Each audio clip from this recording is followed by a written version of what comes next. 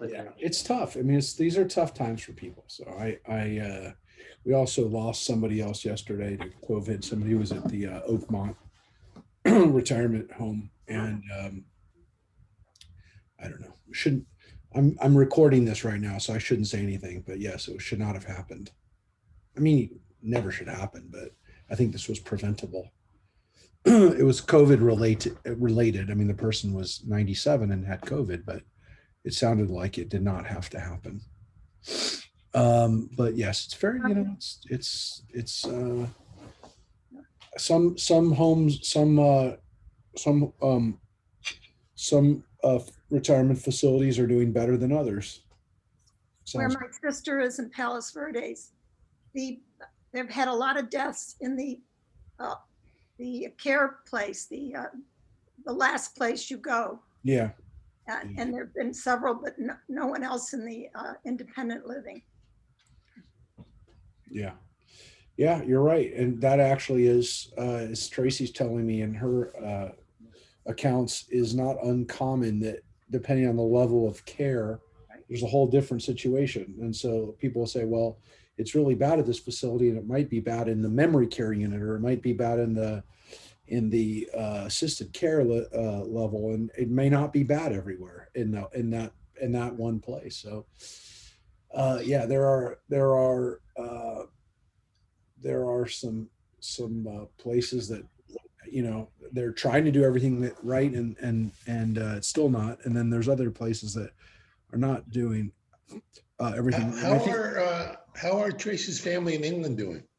They're completely locked down. I mean, they were doing fine with being involved with things, and well, I mean, not it wasn't fine, but it wasn't. Right. Now it's gotten really bad, and so I know Harvey's not coming on today. He had some family stuff, or some just was wiped out today, so he's not going to be here. But we have a few people already on Facebook. I just was looking. So for those who are joining us on Facebook or who are going to watch later on Facebook, we're glad you could be here, because it's a very fitting way to end the year. We're reading the last portion of the book of Genesis. That doesn't happen a lot, where you actually read the portion. Well, you do sometimes this week. It usually happens.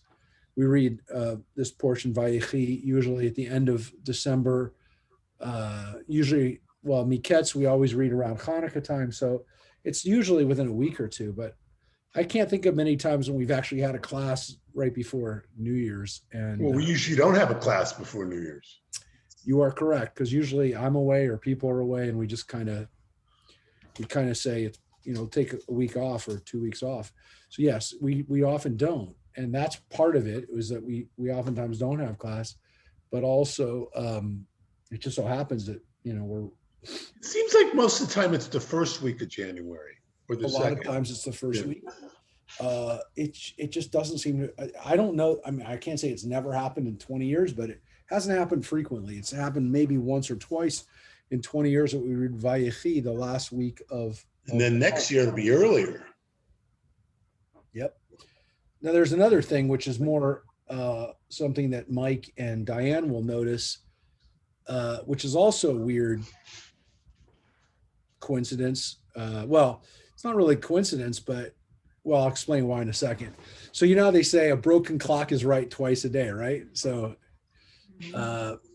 so this has to happen at some point. It's right twice a day. Right. That's what they say, right? It's right twice a day. But this is actually happening next week. And I say for Mike and for Diane, because they're on Tuesdays. And that is that we're going to be reading the Torah portion for the beginning of Exodus next week. And right now in the Midrash class, we read about Joseph and Jacob, and what we're reading now, we read about it a few weeks ago, actually over a month ago. But because the Midrash goes really slow and there's pages sometimes in the Midrash, like next week or the week after, we're going to be reading about the plagues on Wednesday night, and we're going to be reading the Midrash on the plagues Tuesday. So it had to happen at some point. but our Tuesday and Wednesday classes are hitting at the same time. Yeah, I was talking to Mary about that this afternoon. So you caught that, huh? Oh yeah. So that's really going to be interesting. So anybody who's around on a Tuesday, maybe it's not next week, probably not for sure, not next week, but the week after. We've been talking about Moses's birth the last few weeks in the Midrash class, and then we're going to read about Moses's birth next week. And it's weird because we're going to be reading the whole portion of the Torah, and we've looked at the Torah on Tuesday mornings. We flip back and we'll read usually a few lines of Torah at least. But now we're going to read the whole Torah portion. Next Wednesday, we're going to read Shemot, the Exodus portion, the first portion of first few chapters. And it's really weird when you read it in the Torah and you realize how much is there after spending weeks and weeks and weeks. We just spent weeks and weeks and weeks looking at the Midrash on Moses' birth and his early days. And then when you read in the Torah and then you see all that stuff isn't there in the Torah, it becomes really, really apparent how important Midrash is and how much of what we know about Moses, especially the stuff that's based on the movies, is in the Midrash and it's not in the Torah. So but you know what's neat though, going into Exodus next week, you almost feel like if you're there on Tuesday mornings that Moses, and you get know more about him. We're definitely going to know. Those of you who were there will know a little bit more about him. But I will tell you, it is weird to read Joseph now because it's still somewhat fresh in my mind and our minds. Because I've read it many times, obviously, but for me, I also forget. I can't remember. There's parts of this that when I read, I'm like, oh man, that's not in the Torah. That's a Midrash. And not only that, there's stuff that, again, like when we talked about last week about Joseph basically taking ownership of Egypt. I forgot how pronounced that was. I really did forget how much is going on in that chapter of how how Pharaoh and Joseph nationalize Egypt's economy and take away power from all the people, their wealth, their control, their liberties. And then, it kind of begs the question, did Joseph sow the seeds of hatred for him and maybe for his people? Because again, the Egyptians came to resent the fact that Pharaoh owned Egypt and that they were basically, as we saw, avadim leFaro, that the Egyptians were first slaves to Pharaoh, even before the Jews were. So that's what we read about last week. And this week we're going to actually read the end of Genesis, and we're going to read about the death of Jacob. But almost immediately after that, we're going to be reading about the death of Joseph. He doesn't live, he lives a little bit after his father, but he doesn't live long after his father. And in the Torah, it's literally a few verses later, we read about Joseph dying right after Jacob's dying. So Jacob really does, as we talked about many times, inhabit the last whole half of the book of Genesis, from chapter 25 all the way here to chapter 50. It's dominated by Jacob and Joseph and the Jacob's Joseph cycle, however people call it. There's different terms for it, but it is a dominant part of Genesis. And one can make the argument that at 25 chapters, it really is one of the dominant stories of a person that we have, and that we learn more about Jacob and his family than we do almost anybody else in the Bible. Definitely a lot more, as we know, than we learn about Moses as a person. It really only is King David is the only other person whose life and whose dialogues and whose the intricacies of their lives we get to see as much as we do Jacob. So it's really Jacob and King David that, if you want to talk about like who do we actually know most about, or who do we get most story about, it's those two people. There's nothing really that compares to those two people in the Bible, of people that we kind of see the arc of their lives. So it's kind of interesting to think about as we come to the end of Jacob's story, and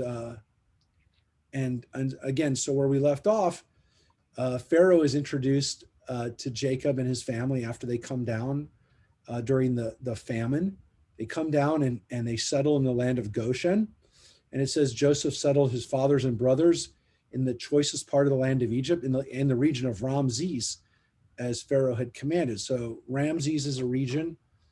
It also seems again that this other part of Goshen is either that whole section of Egypt. That's like the kind of the province, and then Ramses is the city or county that they're in. And again, it tells us that we're kind of this is the part we talked about, how the Egyptians basically give up their land. And the last part is the Egyptians come to Pharaoh and to Joseph. You've saved our lives. We're grateful to my Lord, and we shall be servants, slaves. Chayinu avadim lefaro, which is again, avadim chayinu lefaro. I mean, it's the same three words that we say at Passover, that we were slaves we were servants to Pharaoh. And Joseph made of the land law in Egypt, which is still valid. So according to the Torah, this process of the Egyptians basically keeping a fifth of their citizens' money is still the land. It's still the law of the land. It's still the rule. And again, it goes back to Joseph. And it says, and the last part is he settled in the country of Egypt, in the land of Goshen. They acquired holdings and were fertile and increased greatly. And that is the word again, pru or vu, which here is vayifru, vayirbu, that they increased and they were fertile, me'od, very much so, very fertile. And again, those words go back to the beginning of Genesis, where God commands people to be fruitful and multiply.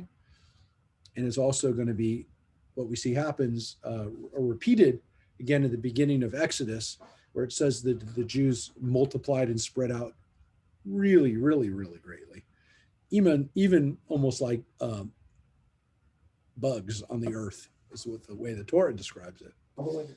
So this portion, Vayechi, begins, Vayechi Yaakov.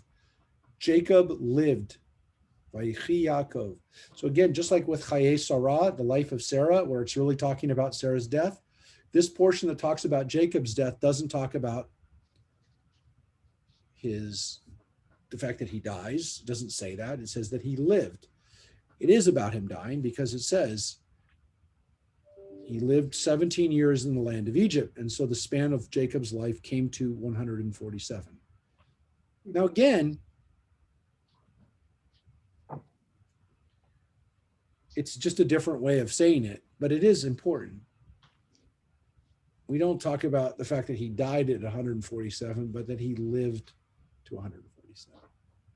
So it's semantics, but it tells us a little bit of how we view life and death in Judaism, which is we try to focus on not when the person died or how they died, but how they lived. And it of course focuses on the fact that he had these last 17 years of his life. So if we look at the math, it's really simple. He's 130, right, when he comes to Egypt. And he lives 17 years there. And the rabbis point out here something interesting, which is Joseph was 17 years old when he went to Egypt. And now Jacob spends 17 years in Egypt with him. Seems kind of strange. It's not a coincidence, probably, that 17-year process, that period, Jacob's last 17 years were spent in Egypt. Joseph's first 17 years were spent in the land of Israel.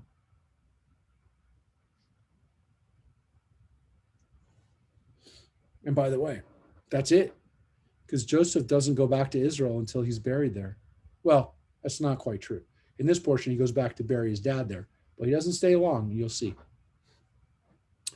And when the time approached for Israel to die, he summoned his son Joseph and said to him, "Do me this favor. Place your hand under my thigh as a pledge of your steadfast loyalty. Please do not bury me in Egypt." When I lie down with my fathers, take me up from Egypt and bury me in their burial place, he replied. And his burial place. He replied, I will do as you've spoken. So he says, I'm going to die here, but bury me not here in Egypt, bury me in the land of Israel, and bury me in their burial place, the place of Abraham, Isaac, Sarah, and Rebekah, his grandparents and his parents. I want to be buried there. And Joseph says, I will do what you've spoken. So he has to swear on an oath that he does it. And he says, swear to me. And he swore to her. Then Israel bowed at the head of the bed. So Jacob on his deathbed says, you have to promise me. And it seems as though like he's not so sure that Joseph's going to do it. So what's going on here? Why is this such a weird scene where like Jacob just doesn't say it once, he says it twice. He makes him put his hand under his thigh, which some people say is like must have been some kind of ancient oath, way of swearing an oath, saying that, again, I'm making you swear this holy promise to me that you will do this. So what's going on here? Well, let's see what happens. So chapter 48, again, the break is put in there by later writers. It says sometime after, Joseph was told, your father is ill. So he took with him his two sons, Manasseh and Ephraim. Now I will say, and I don't want to dwell on it, there does seem to be two different stories here. Rabbi, can you move the text up?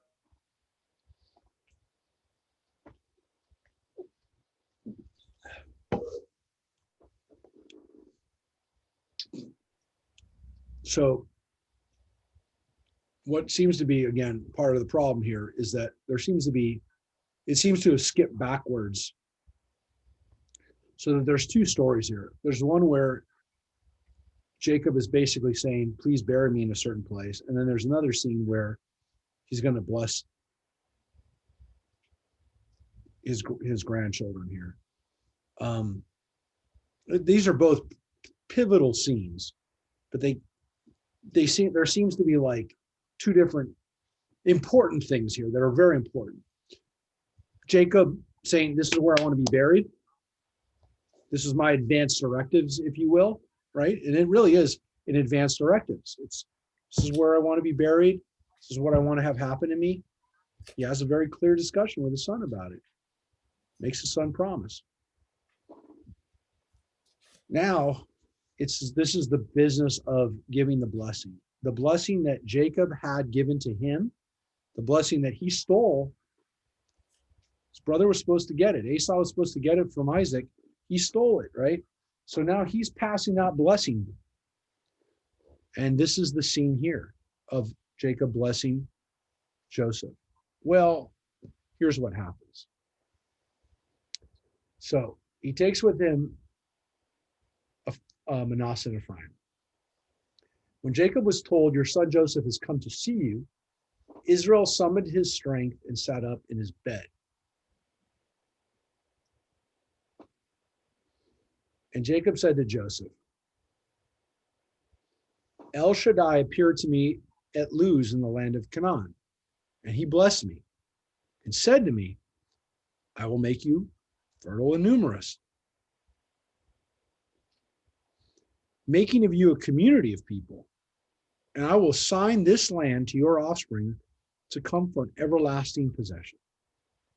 So this land of Canaan, will be yours as an everlasting possession. And Jacob continues, now your two sons, who were born to you in the land of Egypt before I came to you in Egypt, they shall be mine. Ephraim and Manasseh shall be no less, right? No less mine than Reuben and Shimon. I'm elevating them to my sons. So he tells them, your inheritance, which was going to be twice as much as your brother's, is now going to be split between these two sons. So they'll get your 2 parts. They're now going to each get 1. And so they're elevated up to with Reuben and Shimon, my 2 oldest sons. Even though you're one of my youngest sons and these are my grandsons, they're going to be inheritors. Now, of course, this is important because Ephraim and Manasseh wind up being tribes. They wind up being leaders. We don't have a tribe of Joseph. When the Israelites come back after slavery, there's no tribe of Joseph. There's a tribe of Ephraim and Manasseh. There's no tribe of Joseph. Tribes, now that one tribe has become 2 tribes. But Jacob says to him, progeny born to you after them shall be yours. They shall be recorded instead of their brothers in their inheritance. So, if you have other sons down the road, same rule doesn't apply.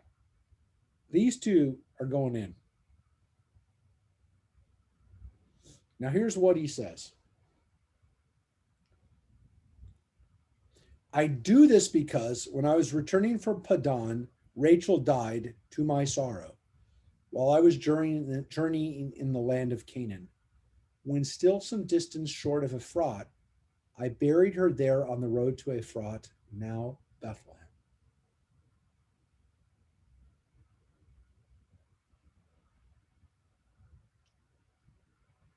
Now,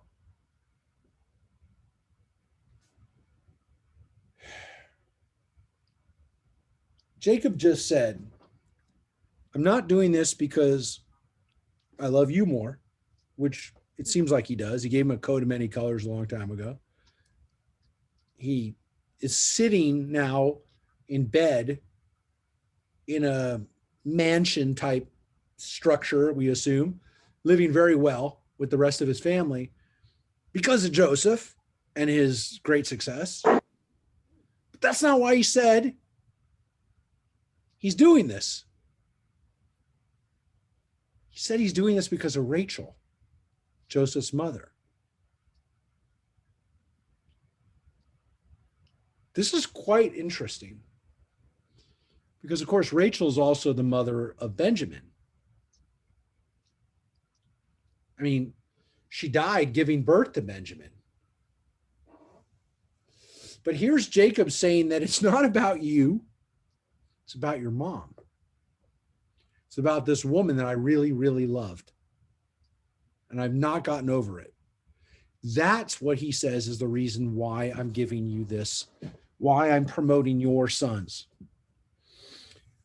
Now, here's where it gets, again, it seems like we have a couple things woven together here, because then it goes back to Israel, calling Jacob Israel, and he says, and this is where it gets a little confusing, noticing Joseph's sons, Israel asked, who are these? So he doesn't seem to know who they are in this scene. Now, again, it could be that, the traditional explanation is he doesn't recognize them. He's old. He can't see very well. All the different possibilities of why he can't. But the story's going back and forth from Israel to Jacob. It's pretty easy to notice it. You're absolutely right. That's why I don't dwell on it a lot.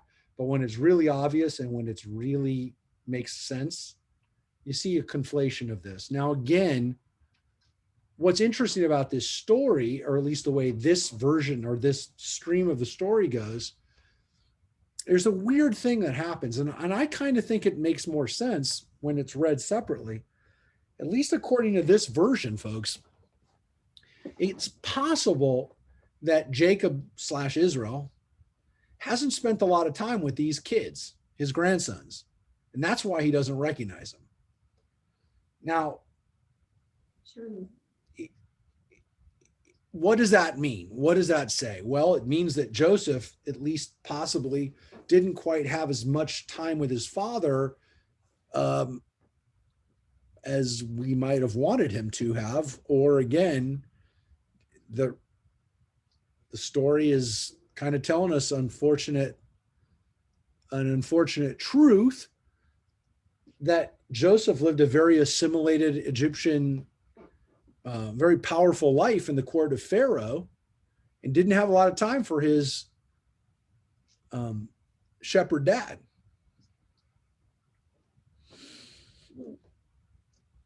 It's a very powerful scene too. I've talked about this before many times, but you have to whenever you read this story. When Jacob looks at his grandsons and says, "Who are these? Mi ele, who are these?" Joseph says to his father, "These are my sons, whom God has given me here." And of course, Jacob says, bring them up to me, I may bless them. What's going on here is a really powerful recreation of what's gone on throughout Jewish history. And this is what I've said many times. This is the ultimate story of a grandfather who doesn't recognize his own grandchildren, not so much because he hasn't seen them necessarily so much, or maybe he hasn't, but they look so different from him. That what this actually is reflective of the kind of the ultimate story. I like to say these are the grandfather from the old country, from Poland or Russia, who sees his grandsons with the baseball cap and very American looking kids, maybe even, by the way, not fully Jewish, maybe has a mother like these kids who's an Egyptian. Maybe they have a mother who's high wasp from Connecticut, and they're coming to see their grandfather, the old Jewish grandfather, and the old Jewish grandfather says, "These are my grandkids. They don't look Jewish." Or the variety of different Jewish assimilations that we've gone through in this country, where the grandfather, they don't look like me. And if these two kids, Ephraim and Manasseh, or Manasseh and Ephraim, come to him with the dressed in the Egyptian outfits, with the eye makeup and the shaved head with a little ponytail coming down, what does a shepherd like Jacob know from this? So he says, "Who are these? Are these mine?" But he says, "Bring them to me. I want to bless them." And so he recognizes them, he acknowledges them, and he wants to bless them. And it says here that Israel's eyes were dim with age and he could not see. So Joseph brought them close to him and he kissed them and he embraced them. And Israel said to Joseph, "I never expected to see you again. And here God has let me see your children as well." And in that scene, that phrase in particular, Joseph must have also been overcome by emotion, as his father says, "I thought you were gone. And not only are you not gone, but here I have grandkids through you." So it's a very powerful scene. It says, Joseph removed them from his knees and bowed low with his face to the ground. So he bowed down. This, again, most powerful man in Egypt bows down before his father, humbles himself in front of his father. And here's where it gets ironic, funny, dramatic. Joseph took the two of them, Ephraim with his right hand to Israel's left, and Manasseh with his left hand to Israel's right, and brought them close to him. But Israel, who's on the other side, reached out his right hand and laid it on Ephraim's head, though he was the younger, and his left hand on Manasseh's head, thus crossing his hands, although Manasseh was the firstborn.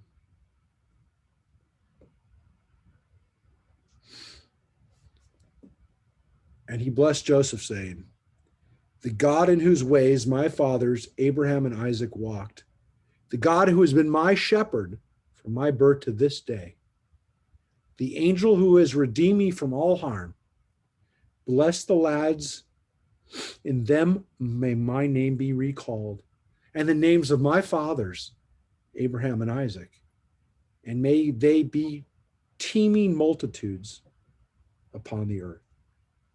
When Joseph saw that his father was placing his right hand on Ephraim's head, he thought it wrong. So he took hold of his father's hand to move it from Ephraim's head to Manasseh's.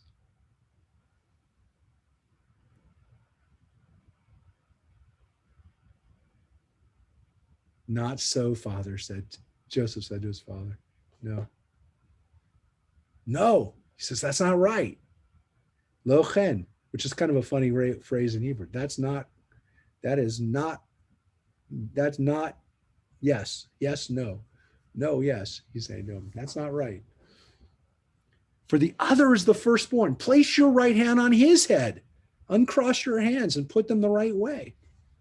But his father objected, saying, I know, my son, I know. He too shall become a people, and he too shall be great. Yet his younger brother shall be greater than he, and his offspring shall be plentiful enough for nations. So he blessed them that day, saying, by you shall Israel invoke blessings, saying, God make you like Ephraim and Manasseh. Thus he put Ephraim before Manasseh. So again, Manasseh, or Menashe in Hebrew, was the older. But we say in Hebrew, folks, Yasimech Elohim ke Ephraim v'chi Menashe. And that's the way we blessed Jewish boys for thousands of years. With those four words, Yasimech Elohim ke Ephraim v'chi Menashe.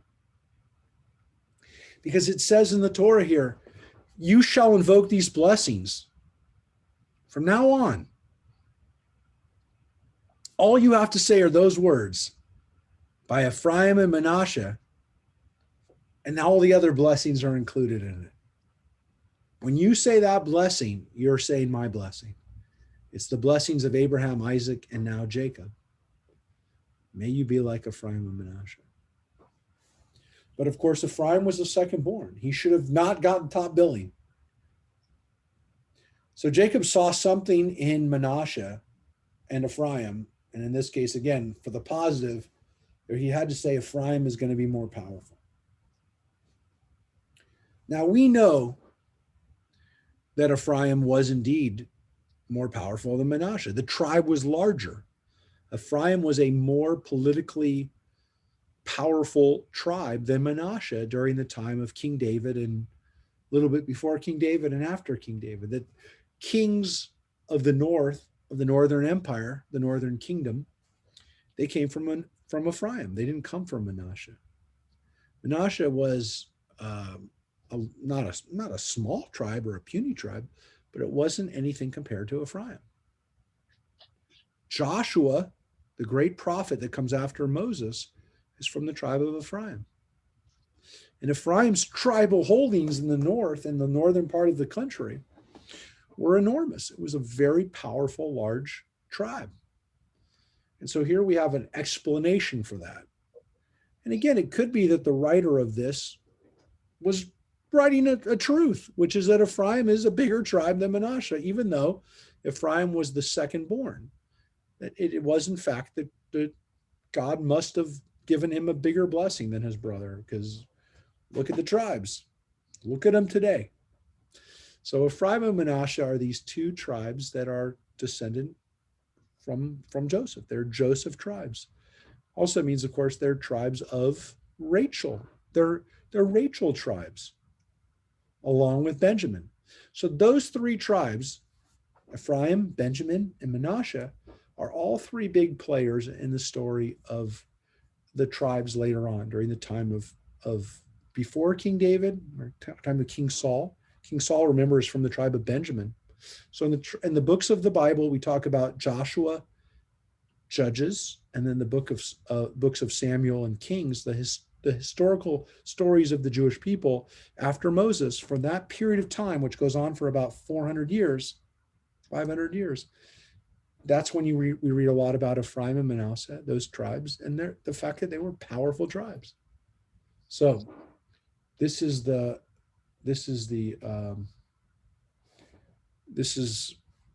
explanation that the Torah gives us, that these tribes were blessed in a special way by their grandfather.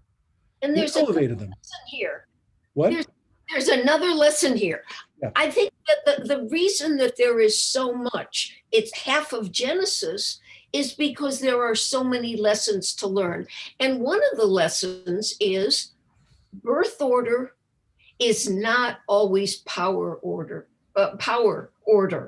It is what's in the individual, not exactly when they were born. And that's a lesson here that we need to learn. It's a lesson throughout the book of Genesis. It's actually throughout Genesis. That is the theme of Genesis. One can make the argument that primogeniture, the fact that the oldest is supposed to be the inheritor, is not necessarily what happens in effect, and in, again, the way it almost has to happen. And that is a theme that, again, some people say is reflective in the fact that in King David's case, he's the runt of the litter, if you will. He's the smallest, youngest in the family of Jesse, and yet he's the one who gets to be king. And so that's, again, the writers of the Torah and the writers of King David's story, as we talked about, which is definitely, like, there's themes in the book of Genesis, that was definitely on their minds. And we have every reason to believe that, again, and we don't have proof for it, so don't want anybody to walk away saying I said that we have proof of it.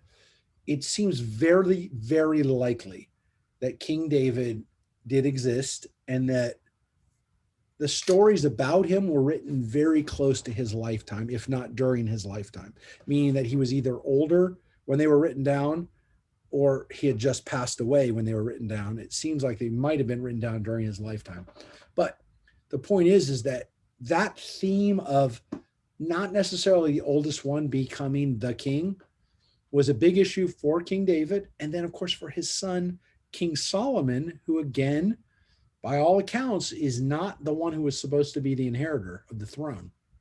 And so that theme it's very real in the Bible. And as Joyce said, it's definitely a theme in the book of Genesis. And of course, it's a takeaway for everybody, which is, don't just assume that the oldest, is going to be the one who comes up on top and who deserves, the power, leadership of family. And of course, and by extension, Joyce, there's another issue, which I think you're getting to, which is that birth order and birth in general doesn't guarantee you success.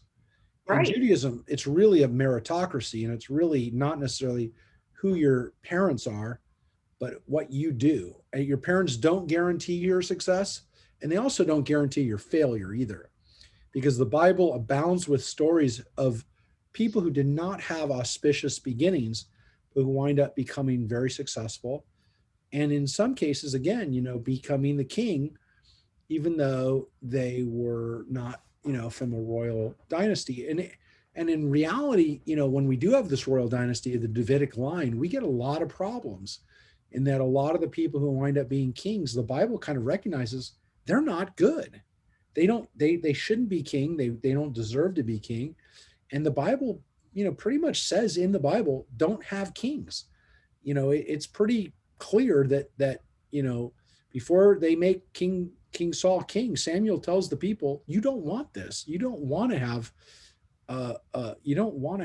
a hierarchy that's based on birth. It's not good. So, and the Jews are still here, and there are other cultures that lived and died by genitor, and they're not here. They died out because they didn't live with meritocracy. Yep.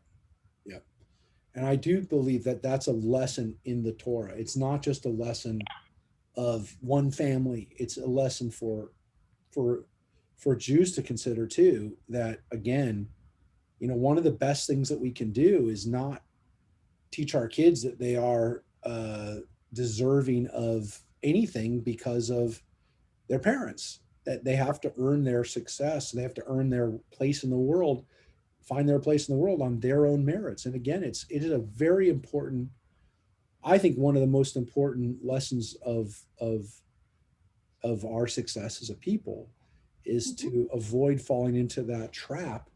And when we look at problems within the Jewish community, it's oftentimes when we become victims of our own success, of saying, well, we're going to, we have this wealth and we're going to pass it on to our children, and therefore,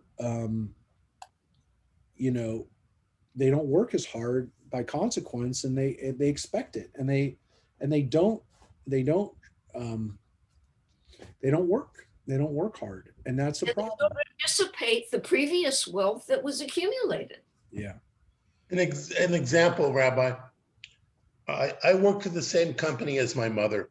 My mother was a big shot at this company, and I was a little peon.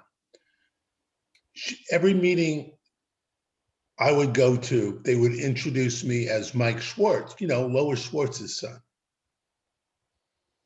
About a few years later, when I became somebody, my mom went into a meeting and she was introduced. This is Lois Schwartz, Mike Schwartz's mom. Then I knew I made it. Yeah. Well, that's a good story, because way to go, Mike. It's a good story.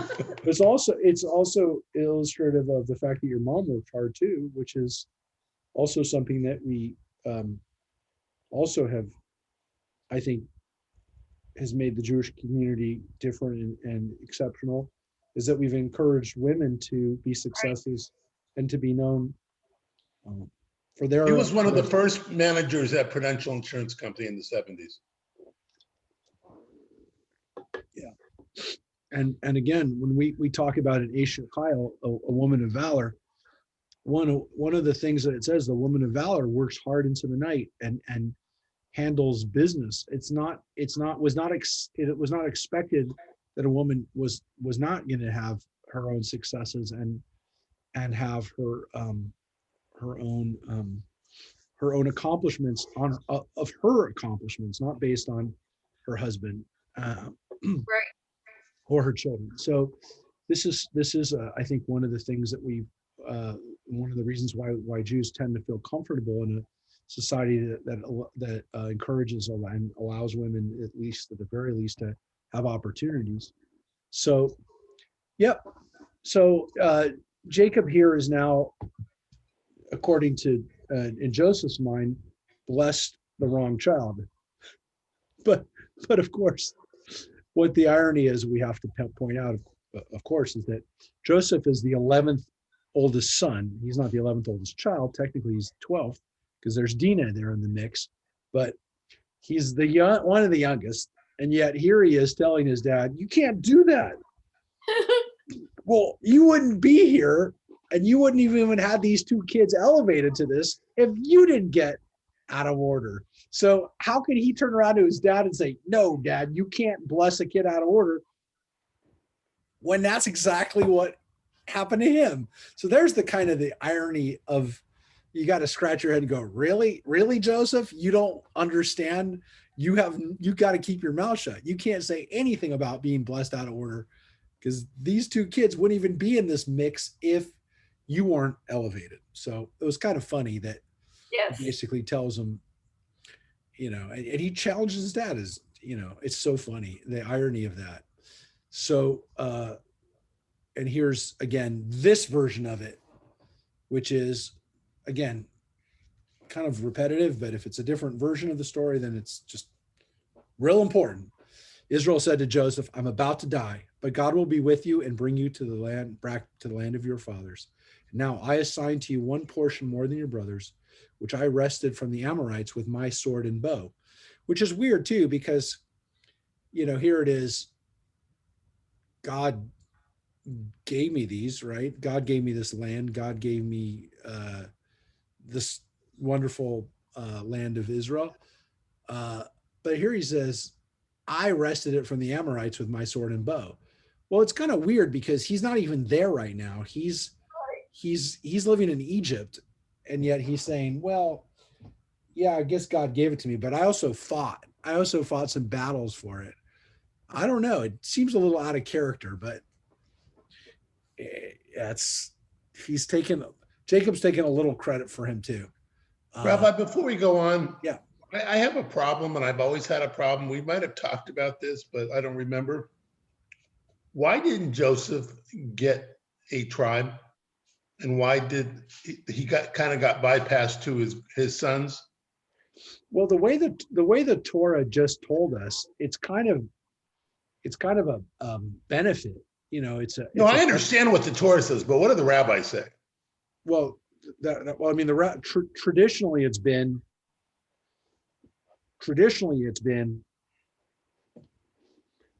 Joseph was special, and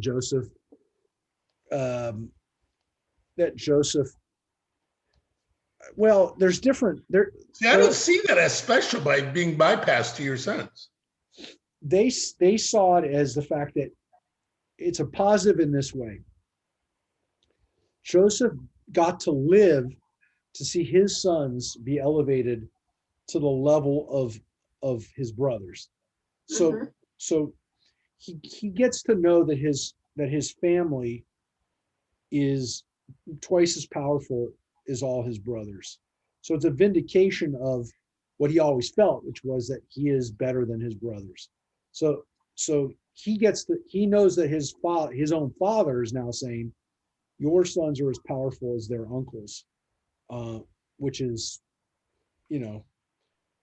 now your point is, but he doesn't get his name on a tribal allotment. There's no part of Israel called the part of Joseph. Look, the other possibility here is that, which I kind of alluded to already, is that this is reflective of the reality, which is there were these two tribes, Ephraim and Manasseh, which are very powerful tribes. And the writers of this section just wanted you to know that, yeah, they are indeed parts of they are parts of Israel. How are they parts of Israel? Well, maybe they're not maybe the 12 sons, but they're close. They're like the next generation. I guess I always kind of thought that Joseph was kind of getting punished, maybe for going up to Egypt and doing what he did. There is a strain of that, which is that there is a strain that Joseph doesn't get recognized as.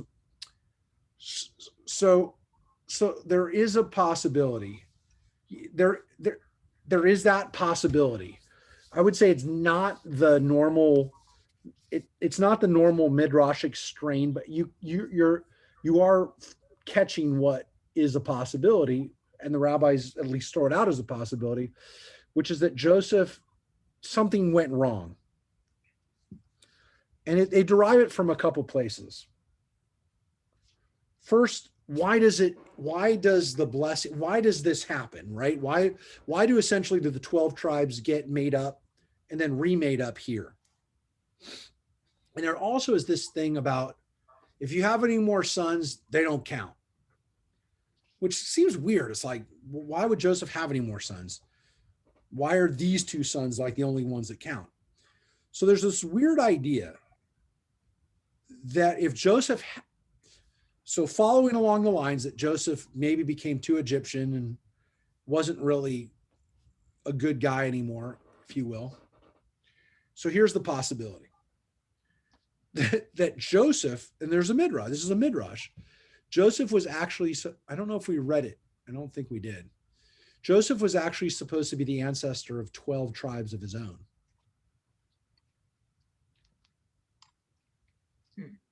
And that the 12 tribes would have been Joseph's sons. Now that seems weird because like it just goes against everything that we always have been taught.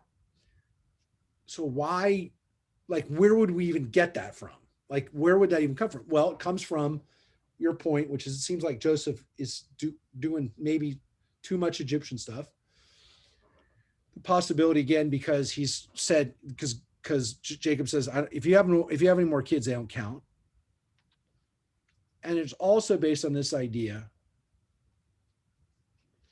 that Benjamin, as we read last week,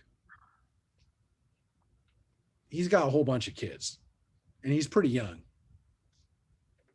He's younger than Joseph and he's got 10 kids. So here's the midrash. As I said, there is this midrash. So just bear with me because it's weird. Benjamin has 10 kids. Those 10 kids were supposed to have been Joseph's kids. If Joseph had been a better guy and lived more of a Jewish life, if you will, he would have had 12 sons. And those 12 sons would have been the 12 tribes. None of those other, Reuben, Shimon, none of those tribes would have been the 12 tribes. If Joseph had been the way he should have been, completely righteous, like his fathers and grandfathers, great-grandfather, he would have been the ancestor of the 12 tribes. Those 10 sons of Benjamin would have been his sons, plus Ephraim and Manasseh, and it would have been 12, and those would have been the 12 tribes. So yeah, what? That could only have happened if he didn't get sold early in his life. Correct. So which then begs the question, and that's why it's not a very well-known midrash, because there is this tendency that we've seen, and for those who've seen it in specifically for Diane and Mike and Mary who've seen this, the midrash tendency actually is more to say, because it's kind of the Torah says it. Joseph said last week, I was destined to be here. I was here for this purpose of helping you and rescuing everybody now. The Torah really sees that what Joseph does is fulfill this destiny that was meant to be in the first place. So again, if that's what's meant to be, then Joseph's got to play out his part. That's right. And that's why this whole concept of him being the father of 12 tribes isn't a really popular one, but it is based on this kind of idea that Mike is saying, that it seems like Joseph, something's wrong here. Why is he not, See, my point is, yeah, he went up to Egypt and he had to stay there for reasons that we just talked about, but he could have come back. Well, let's read the next section, because that goes very well into what we're about to read. I read ahead, so what we're about to read, because there does seem to be something strange about Joseph, which we'll get to it. So it says now, and here's chapter 49, which is the second to last chapter. And this whole chapter is Jacob now blessing everybody else. So here he blessed Ephraim and Manasseh, and now he actually blesses his son. So he blesses his grandsons first. Some people forget that. They think, oh, well, it'd be natural. He blesses, the sons, and then he blesses his grandsons. That's not what the Torah says happens. Chapter 48, he blesses Ephraim and Manasseh. Chapter 49, he starts blessing the rest of them. So here's what happens.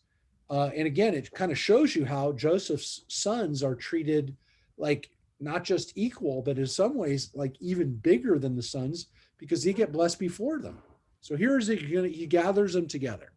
Jacob calls his sons together, come together that I may tell you what is to befall you in days to come. So now this is interesting, because it doesn't just say that I'm giving you a blessing. He says, I'm going to tell you what's going to happen in the future. So this is not just a blessing, it's a prophecy. And the rabbis point out that this is not your normal kind of blessing, the way that we have blessings in the Torah. These are not blessings as much as they are prognostications, predictions, prophecies, if you will, about what's going to happen to you guys. And some of them aren't very nice blessings. Correct. And so one would say that these, again, might be more reflective of the reality of what happened, which is, again, were these last chapters written after the tribes are very well known who they are and what they do and what kind of people they are. So here's what happens. Assemble and hearken, O sons of Jacob, hearken to Israel your father. So here, Again, it gives both names and it gives it in a poetic way. This is different than the previous portion, part of the portion, previous actually most of Genesis, in that this is a poem. We have some poems in Genesis. We have one a little bit at the beginning of the story, if you will, of creation. We have kind of some poetry in there, but this is definitely poetry. In that it's a line and that it's a doublet. It's said one way and then duplicated, said in a different way with synonyms the second half. So firstborn. Reuben, you're my firstborn, my might and first fruit of my vigor, exceeding in rank and exceeding in honor. Unstable as water, you shall excel no longer. For when you mounted your father's bed, you brought disgrace. My couch he mounted. And again, it says it twice. He mounted his bed and my couch he mounted. Now, we talked about this a little bit because the Torah says essentially that Reuben slept with his stepmother, Bilhah. Pretty bad deal. It's not, doesn't have a lot in the Torah, a little bit more in the Midrash, but even more, maybe even in kind of imagination, which is, oh my gosh, this is a guy who essentially gave up his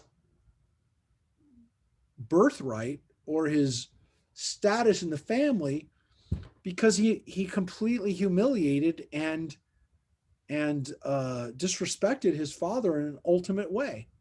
Which again, even if Bilhah is only his concubine, not a wife, but a concubine, this is still a woman that produced some of Reuben's brothers. It's a no-no, no question. Mm-hmm. And Jacob has not forgotten.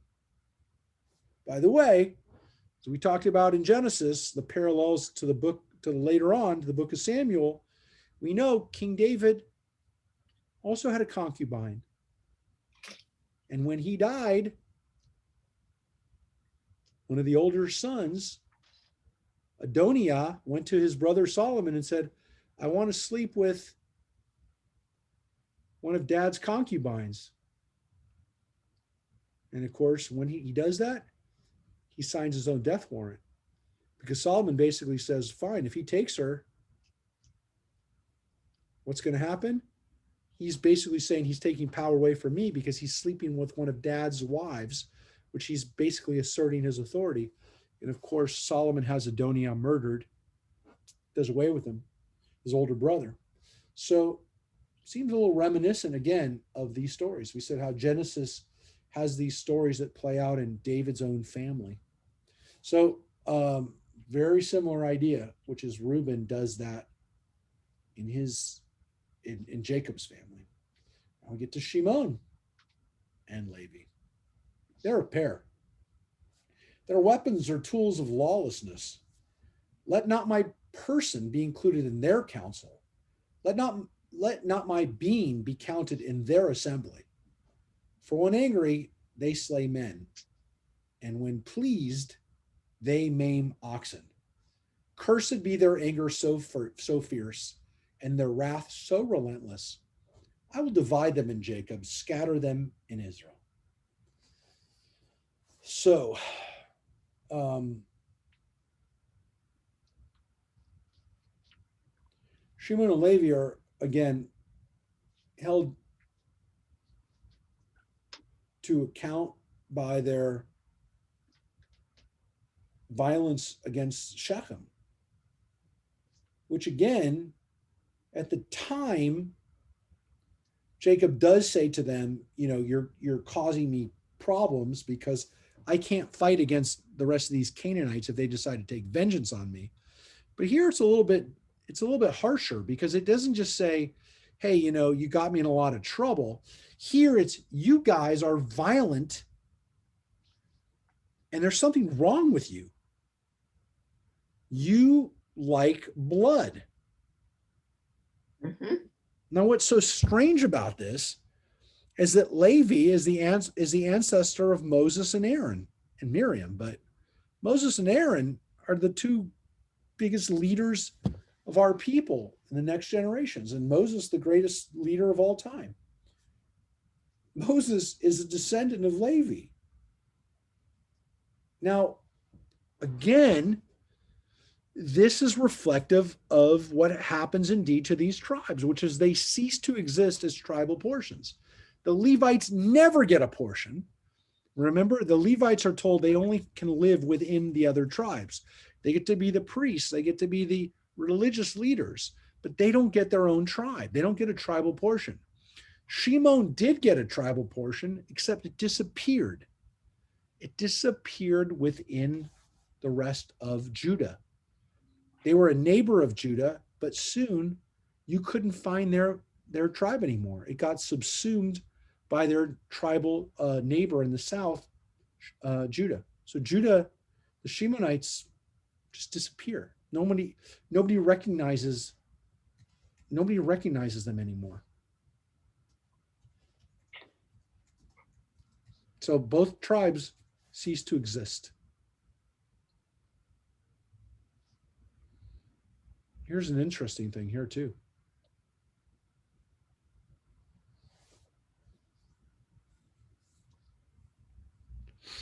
It says right here, in Hebrew, Shimon and Per are a pair. Their weapons are tools of lawlessness. The word here in Hebrew that's used here is Hamas. Hamas in Hebrew means violence. And of course, in Hebrew, it means violence in destruction and in nothing positive. We know the word in Arabic because we know there's a terrorist organization with a lot of blood on its hands called Hamas. Mm-hmm. So interestingly, in Arabic, the word also has a connotation because Hebrew and Arabic are obviously sister languages. A lot of the words are exactly the same. Hamas is sometimes seen as a word for also zeal or, again, passion. But in Hebrew, the word Hamas is always violence. So what's strange about it is that when we hear the word Hamas, we never think of it, even before there was a terrorist organization called Hamas. In Hebrew, we always saw Hamas as a negative, as violence. So that's the word Hamas right there. So far, not so good. We've got 3 brothers, and it's not looking good. We've gotten through a quarter of the tribes, and not a whole lot of good apples in that bunch until now. You, O Judah, your brothers shall praise. Your hand shall be on the nape of your foes. Your father's sons shall bow low to you. Judah is a lion's whelp. On prey, my son, have you grown? He crouches, lies down like a lion, like the king of beasts. Who dare rouse him? And it says, the scepter shall not depart from Judah, nor the ruler's staff from between his feet, so that the tribute shall come to him, and the homage of people be his. And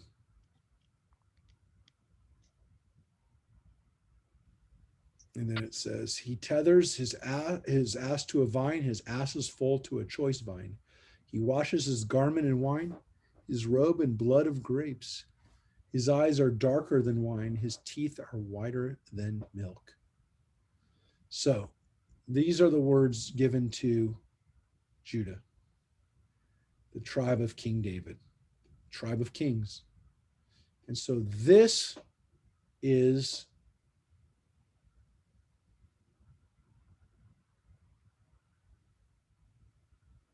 a good blessing. And of course, it's a blessing not just for the near term, but forever. the scepter shall not depart from Judah. So here you got a blessing that basically says they'll never stop being a king from Judah. So any king essentially has to be from Judah. So this is a really, really powerful blessing, which again, some people say, oh, wow, this must have been written by somebody who's a descendant of Judah, somebody who likes King David, somebody who believes in the eternity of the Davidic line.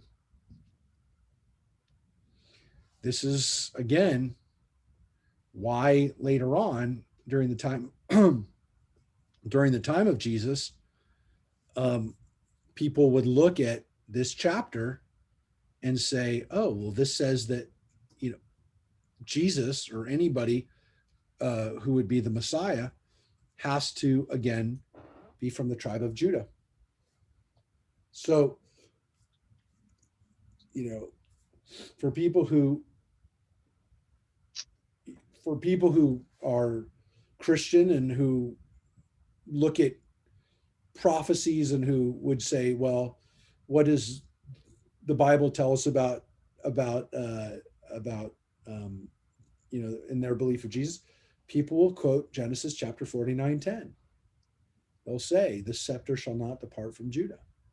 So they know that line. I mean, Christians will know that line in particular, 49:10. So that's an important line in within the church. I will point out that, again, you have the repetition over and over again here of the image of a lion, where in the other tribes we don't really kind of see too much of the imagery. Here it's very clear. And again, we know at the end of and it was a long time ago we read it, at the end of Deuteronomy, Moses blesses the tribes. And it goes back in a lot of ways to this blessing, Jacob's blessing, but they're separate, they're different. But here, Judah as a lion is very, very important. And again, that's why we call it the Lion of Judah. And the words that are used here are all different forms of the word for lion. Here you have gur, aryeh. Gur, aryeh, it was actually used together. Aryeh is used here too. Ari is the lion. And gur is a lion's whelp, a young lion. And then there also is this word, lavi, which is another word for a lion, which here they use the word king of beasts. The translator ran out of words for lion. We don't have enough words for lion in English. Hebrew's got a bunch of words for lion. A lot of synonyms. They must have had a lot of lions. They like lions, and they come up, there's a lot of different words for them. So it's difficult to know exactly, are they all mean the same thing? Are they like small? We assume that the lion's whelp, the gur, is a smaller lion. That's why we said gur aryeh they translate it as whelp. There's a lot of Hebrew words for lion. Was clearly an important animal for us. So they even they just used the word king of beasts, which is one of our synonyms for the lion. So I love lions. So I love seeing these different words for the lion. But we actually have another word in Hebrew, kfir, which is another word for lion. So we have a lot of words for lions in the Bible. And Judah is the lion. All right. So those are all good things for Yehuda. Judah. Now we go to the rest of the sons, and you'll see not quite as much for each. Zvulun shall dwell by the seashore. Zebulun, he shall be a haven for ships, and his flank shall rest on Sidon, which of course is in Lebanon. So it's saying that he's got the coast, and he will be seafaring group. Issachar is a strong-boned ass crouching among the sheepfolds. So it sounds kind of weird, but it's a good thing. It means that he's strong and safe and has a good place. When he saw how good was security and how pleasant was the country, he bent his shoulder to the burden and became a toiling serf, which doesn't sound great, but it's actually, he works hard. It means he works hard, essentially. I mean, I would say doesn't mean he's a slave. It means he works really hard. Don shall govern his people as one of the tribes of Israel. Again, the word Don in Hebrew means judge. So Don Yadin means Don will be a judge, will live up to his name. He'll judge and he'll govern the people. And then it says, Don shall be a serpent by the road, a viper by the path, that bites the horse's heel so that the rider is thrown backward. I wait for your deliverance, O Lord. So, I don't know if it's good to be compared to a snake, but this is a snake that attacks and you have to be careful of.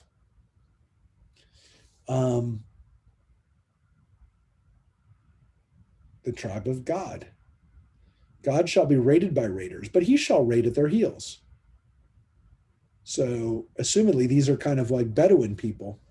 Not necessarily a great thing, but it is, it's a lifestyle, if you will. They get to be people that are Bedouin nomads who, live by raiding. It's not a great lifestyle, but it's a lifestyle, again, for people that would live in the desert, which we know God lives on the other side of the Jordan River. We read about that in Deuteronomy. Asher, bread shall be rich, and he shall yield royal dainties. Adonai Melech. So the word Adon or Adina or Eden, this means good things. So these are good things. I mean, these are nice things, beautiful things. Asher will be an Asher will be a blessing, will be rich. Naphtali is a hind let loose, which yields lovely fawns. So what's interesting here is it says that Naphtali is like a deer, which is why he's usually represented in pictures and representations as a deer and fast. Now, here's a weird thing. Joseph does get blessed in this blessing.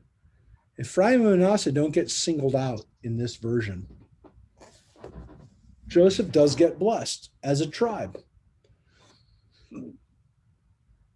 Joseph is a wild ass by a spring, wild colts on a hillside. Archers bitterly assailed him. They shot at him and harried him. Yet his bow stayed taut and his arms were made firm by the hands of the mighty one of Jacob. There, the shepherd, the rock of Israel, Even Yisrael, the God of your father who helps you, and Shaddai who blesses you, with blessings of heaven above, blessings of the deep that couches below, blessing of the breast and womb. The blessings of your father surpass the blessings of my ancestors. To the utmost bounds of the eternal hills, may they rest on the head of Joseph, on the brow of the elect of his brothers. And so that is the way Joseph gets blessed here, which is he gets this ultimate blessing of God. And essentially here, if Joseph, again, we're here because of Joseph now in Egypt, and eventually he'll be the one who gets blessed the most by by the wealth and by how much his family will amass. And so, again, it's God's blessing. So he's not blessed last. He's not here it's really following kind of the birth order of how the tribes came into existence. Because last but not least, we have Benjamin. Benjamin is a ravenous wolf. In the morning, he consumes the foe, and in the evening, he divides the spoil. And that's why Benjamin is usually depicted as a wolf when there are images of him. And here, it's a good thing in that he's tough, he's strong, he's dangerous. You don't want to mess with him. And he will not be defeated. And here we have again this name for Benjamin, which is Ze'ev, wolf. And so sometimes the name was actually used together, Benjamin Zev. Sometimes the names became conflated, and someone would be named both of those names. Or sometimes they were just named Ze'ev. And then that was the Hebrew name that they would have, even though they were either named Benjamin Zev or they just called him Zev or Wolf. And sometimes they'd be called Zev Wolf. That would be their Hebrew/Yiddish name would be Zev Wolf, which would be, again, kind of like with Naphtali. We looked up here. Naphtali would sometimes be joined together with his Yiddish German name Hertz, Naphtali Hertz, which is Hertz is a deer. So Hertz is it's a Yiddish German word, Hertz. So Hertz would be used that way, or Herzl, or Herschel. Those were all words for Herzig. Those are all heart or deer. So like Naphtali. So sometimes Naphtali Hertz would be used together. Benjamin Zev would be used together. And the other one that's used a lot together is Dov Bear, which is they're both Hebrew and Yiddish for bear, but that's not one of the tribes. But those are very common Hebrew/Yiddish names that have animals in them. So here's the last part of the tribes. All these were the tribes of Israel, 12 in number. And this is what their father said to them as he bade them farewell, addressing to each a parting word appropriate to him. So, again, there is a sense here that maybe it's appropriate to them, but it's also appropriate to them in the sense that it's also appropriate to what their future will be like. And again, maybe it was written by people who knew what the future was like, which is that the people who wrote about these tribes and the descendants of their ancestors, they were able to say, well, this is what happened to them. They became raiders, or they became merchants, or they became, sea merchants, or they became a tribe that almost has completely disappeared. So all of these things could have been written after the fact, but again, saying, hey, look, this was destiny. This is what Jacob said would happen. This is what happened. They became these things, or again, it was written after the fact of explaining why they are the way they are, why these tribes are the way they are. So, and we finish with Jacob's instructions. Again, now very specific. He instructed them, saying to them, I'm about to be gathered to my kin. Bury me with my fathers in the cave, which is in the field of Ephron, the Hittite, the cave which is in the field of Machpelah, facing Mamre in the land of Canaan, a field that Abraham bought from Ephron the Hittite for a burial site, which again, Ephron is mentioned twice here. This is the address. I'm telling you where the address is. There Abraham and his wife Sarah were buried. There Isaac and his wife Rebekah were buried. And there I buried Leah. So Leah's already buried there. My wife, a lot of your mother, a lot of you guys, your mother is already buried there. The field and that cave in it bought from the Hittites. We already purchased it. He's very clear about that. We already own it. Don't let anybody tell you you got to pay for it. I already paid for it. It's bought and paid for. And not only that, most importantly, I want to be buried next to my family. I don't want to be buried in some strange place. I want to be buried at home. And for some people today, that means to be buried in Israel, wherever they live. They want their body shipped back to Israel. For some people, unfortunately, a woman who just passed away yesterday from COVID, it's being sent back to, she wanted to be sent back to Maryland. For some people, that's very important to be in the family plot. And here you see it's very important to our ancestor Jacob that he wants to be buried next to his family. And in those days, getting him back to Canaan from Egypt would have been just as hard as taking a body and bringing it back halfway across the world. In those days, traveling for days with a body would have been very difficult, very arduous, and very, very expensive. He says, that's what I want. And with that, Jacob finished his instructions to his sons. He drew his feet into the bed, and breathing his last, he was gathered to his people. And that's what we read about the end of Jacob's life. Folks, when we read this, you realized that many weeks ago, not that many weeks ago, but several weeks ago, we read about Jacob coming out of his mother's womb, fighting with his brother Esau in the womb, emerging, grabbing onto his heel. We've covered Jacob's life from the moment he came out into the world until finally when he departs this world. We haven't read this about anybody else yet in the Bible, and we really don't. There's nobody else in the Bible that we read about from birth until death. We read about Moses being born, but the details are sketchy, very sketchy. You'll see it. You'll see it next week. And his death is even sketchier because we're not there. God buries him. We don't know what happens in his last moments.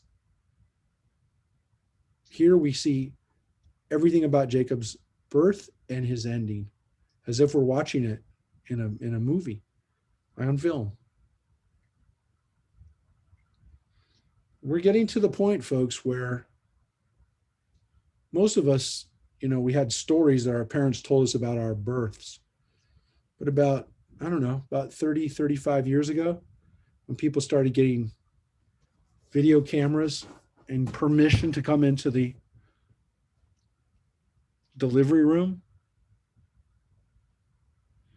we've got people whose lives have been documented. And I'm not talking about famous people. I'm talking about us, our friends, our family, our kids, grandkids. We have people whose lives are documented from start and again in 30, 40 years from now to finish. Their whole lives will be documented on video, on Facebook, on who knows what the next formats will be. But we'll have people's lives will be documented in a way that, again, only people like Jacob and a few other people, we read about where we know their whole lives. What's it going to be like when everybody's lives are documented from start to finish? But Jacob's is a lot. We got a lot of it. And it wasn't always an easy life. But he got to draw his last breath with his family around him. And he got to tell his kids, all of his kids, which he didn't think he would ever see, what he wanted to do. And he wanted to be again, buried back in the land of Israel. So Jacob's life comes to an end, but the story's not over, because now we're going to read the burial. So for the first time in weeks, months, Jacob is gone. He's departed, but he's not gone completely. Joseph flung himself on his father's face and wept over him and kissed him. We forget that sometimes. We forget that emotion that Joseph shows here for his father. He falls on his father's face and he weeps and kisses him. It's a very powerful scene.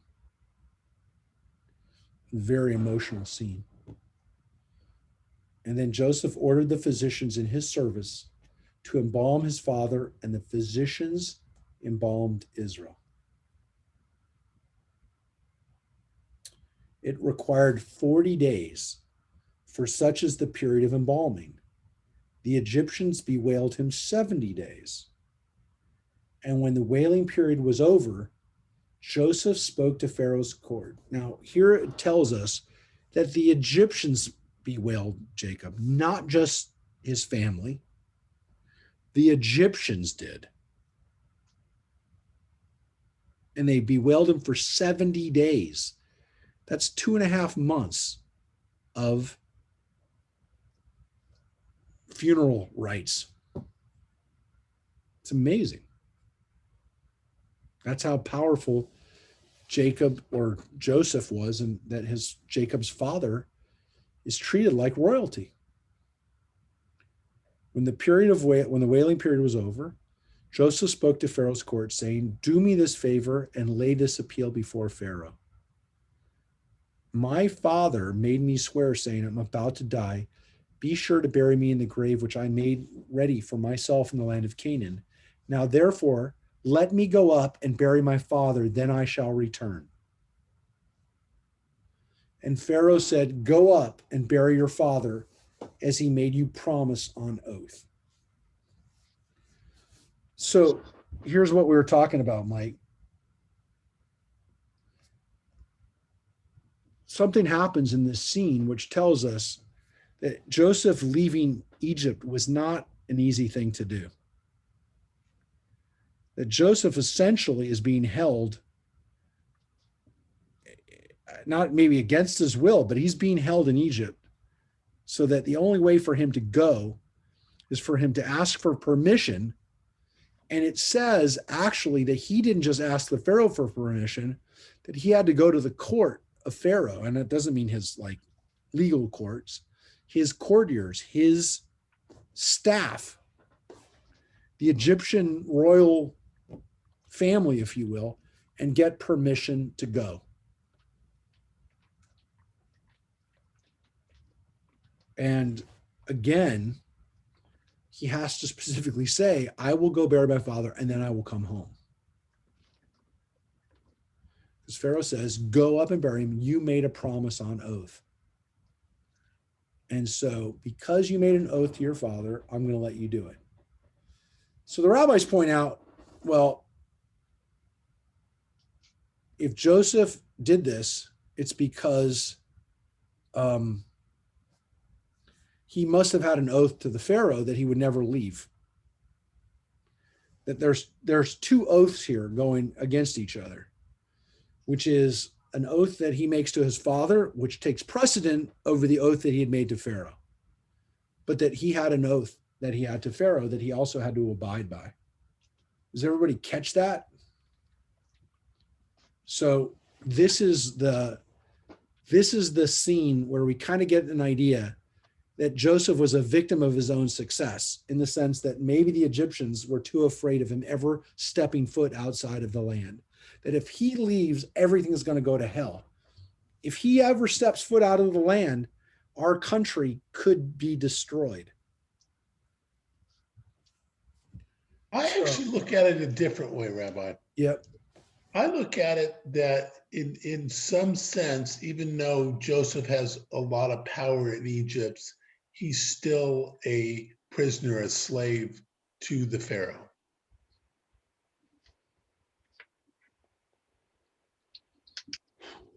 Well, it always was. It's a possibility in that. And that if he leaves, he'll be killed.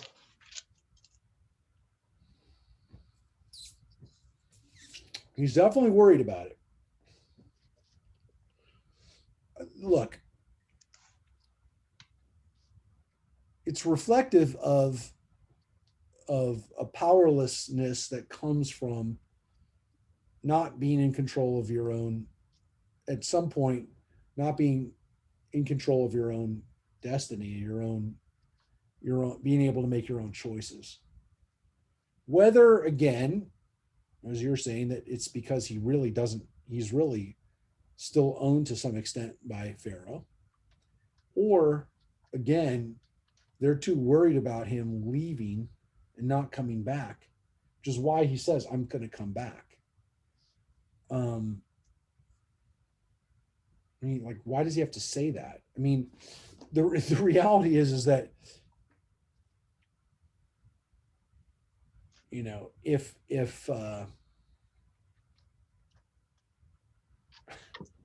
you know, he basically says, I'm going there for one thing. I'm going to bury him, and then I'll come back. Now, look, it's an interesting point of, again, and the rabbis do point out that there were people in Egypt who never let Joseph forget who he was, which was a slave. And not just a slave that was purchased for $20, for 20 coins. I mean, there is a midrash about that.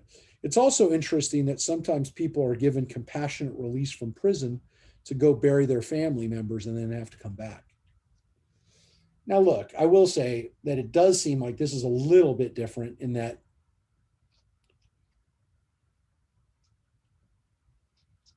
he doesn't say, please let me go. He says,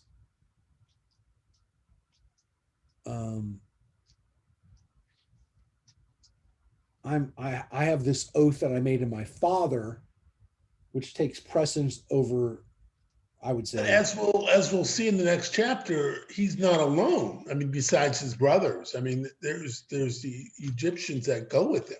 Yeah. Now, look, they clearly are treating Joseph and his family like they're celebrities. But there definitely seems to be an issue with Joseph in particular leaving. And there's no doubt that this is a scene that the Bible recounts to let us know that Joseph, look, I guess the point here I'm making is, and it goes along with what you're saying still, which is when we talk about why Joseph didn't visit his family for the first 10 years that he's been released from prison, there is this sense that Joseph doesn't really have freedom of movement around Egypt or outside of Egypt, I would say. He can go anywhere in Egypt, but leaving Egypt might not be so easy for him. So that is a possibility. Again, it still doesn't answer the question, why doesn't he send a messenger to his father and say, by the way, Dad, I'm here in Egypt and I'm okay. If you've been worried about me for the last 10 years, I'm okay. So he didn't have to leave Egypt. Could have sent the message. So it doesn't really answer that part of it, but it could answer why he didn't go back. I mean, part of course, why he didn't go back is, he's the second most powerful man in Egypt. Why would he ever leave Egypt? Like, why would he go back to Israel?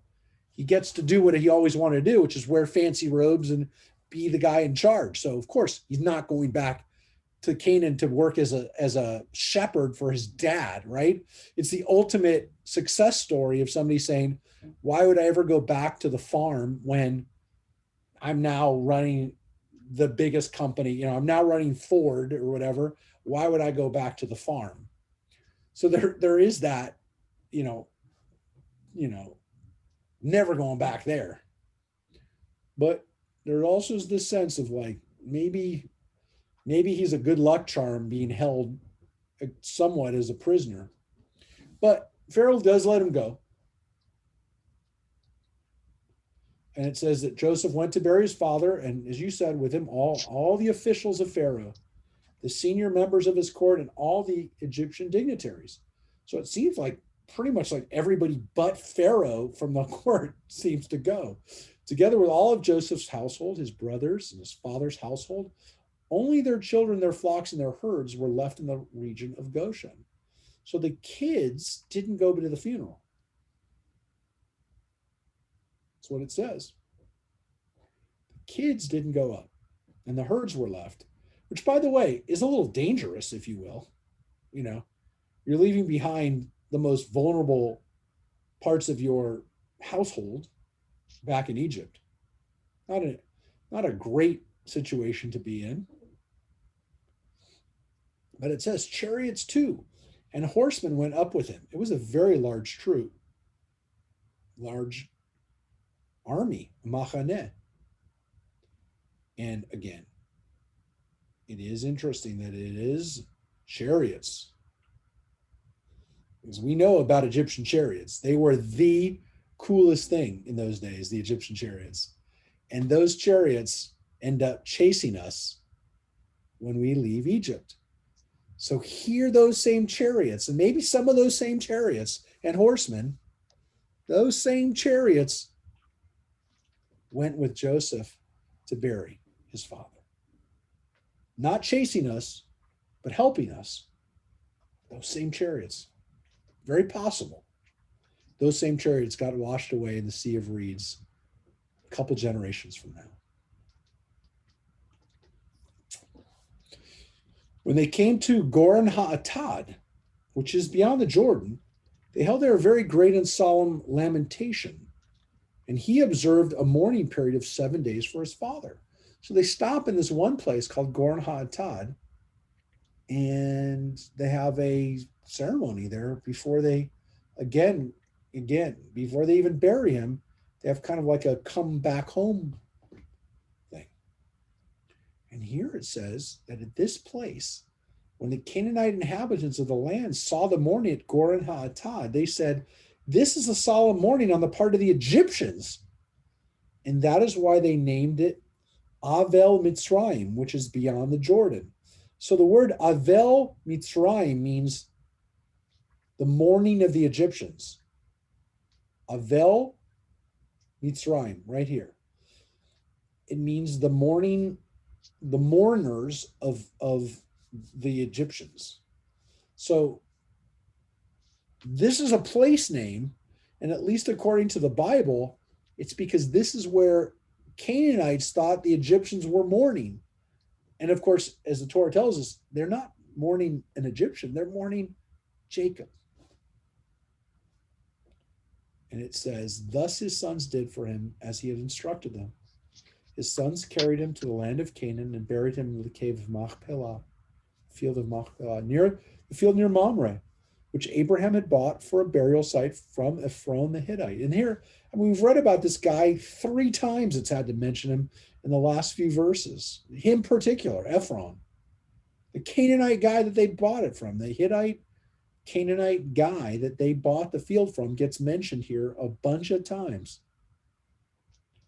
After burying his father, Joseph returned to Egypt, he and his brothers and all who had gone up to bury the father.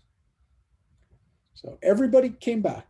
Nobody decided to stay in Canaan. No one stayed behind in Canaan. Everybody went back to Egypt. They're not going to stay. They could have. They could have jumped back and said, you know what? That's not our home, Egypt. We love Egypt. You take really good care of us. Nope. They said, we're going back. They like it.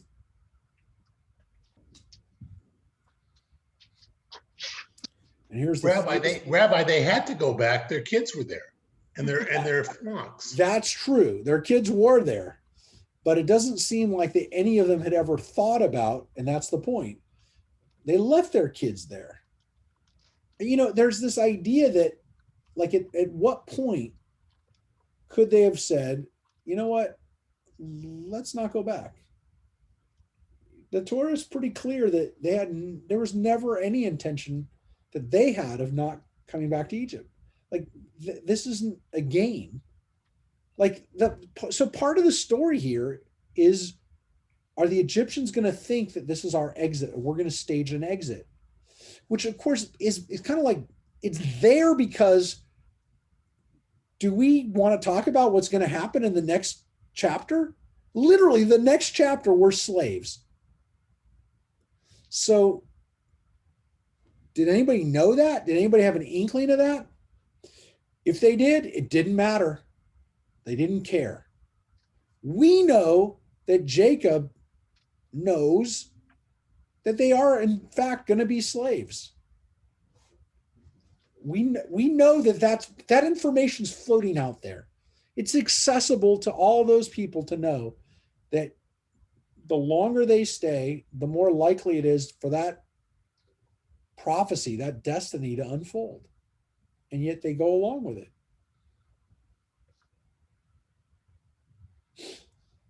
That's part of the story. Because here they have this opportunity, if you will, to not go back. When Joseph's brothers saw that their father was dead, they said, "What if Joseph still bears a grudge against us and pays us back for all the wrong that we did him?" And this critical last scene in the book of Genesis is so powerful and so relevant and so real. They sent a message to Joseph. "Before his death, your father left this instruction. So shall you say to Joseph, 'Forgive, I urge you, the offense and guilt of your brothers who treated you so harshly. Therefore, please forgive the offense of the servants of the God of your father.'" And Joseph was in tears as they spoke to him. His brothers went to him themselves, flung themselves before him, and said, "We are prepared to be your slaves." But Joseph said to them, "Have no fear. Am I a substitute for God? Besides, although you intended me harm, God intended it for good, so as to bring about the present result, the survival of many people. And so fear not. I will sustain you and your children." Thus he reassured them, speaking kindly to them.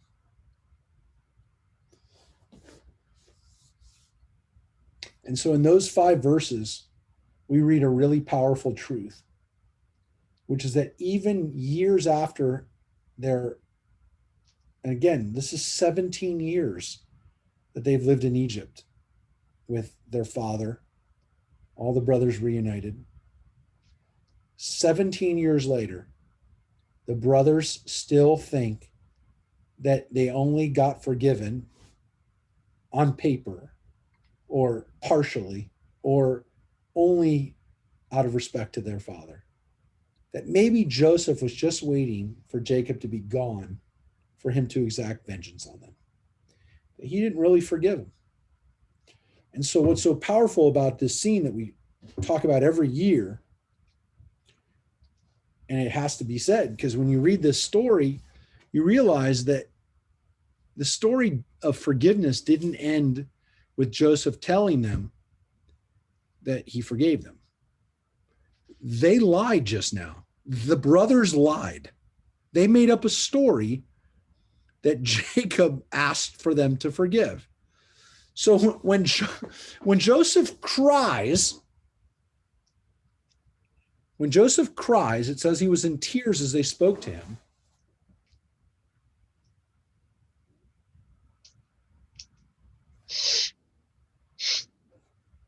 Is he crying because he was overcome with emotion that his father said these words to him? Or is he overcome by emotion from the knowledge that for the last 17 years, he was living under the illusion, that Joseph was living under the illusion that the brothers and them had really made up, that there really was forgiveness. And now he just realized maybe that this whole time, his brothers were still living in fear of him. Fear or guilt? I don't know, because Mike, they were afraid.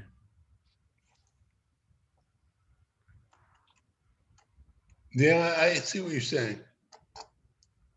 Because they throw themselves down and say, we'll be your slaves. Right. They're not saying, we really feel guilty still for what we're doing. They say, please don't kill us. But obviously they did feel guilt. Yeah, but it really gets to this idea of forgiveness, which is, right. Again, it needs to be said all the time. We can forgive somebody, but do they forgive themselves? Are they still walking around with guilt and a sense of how can not believing that somebody can really forgive them? So that's this weird thing that we read about here, which is this very human reality of that just because someone says that they've forgiven you doesn't mean you may think that they haven't forgiven you. Because what people do is the brothers here, I believe, projected their own inability to really be forgiving on their brother. So they really don't seem to believe that their brother could have forgiven them, because to some extent they think to themselves, oh, I wouldn't have forgiven me for doing what I did. If it was done to me, I wouldn't forgive me. So I wouldn't, or I wouldn't forgive you if you had done this to me. I mean, that's the thing that's so weird about this, is that it really shows us that forgiveness is not as simple as somebody coming to you and asking for forgiveness and you saying you've forgiven them, because sometimes they don't really believe that they've been forgiven. And people do walk around with that guilt, or they walk around with that feeling of unworthiness and of being in a position of constantly feeling